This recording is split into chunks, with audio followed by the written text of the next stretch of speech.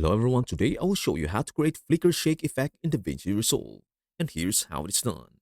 Cut the part of your clip where you want to apply the effect and place it on top. Right click on the duplicated clip, select new Fusion clip and open it in the Fusion page. Next, add a transform node. Right click on the center value, select modify with shake, then go to the modifiers tab. Adjust the smoothness slider to your liking and set the minimum value to zero point 0.3 and the maximum to zero point 0.7. Now switch back to the Tools tab. Right-click on the size slider, select the expression, and type a simple random expression. Next, add a stop motion node and set the frame repeat value to 2. Then add a flicker addition node, increase the range slider all the way up, and adjust the speed slider to your preference. Now return to the edit page and admire your work. And that is everything you need to know about how to create flicker shake effect in DaVinci Resolve.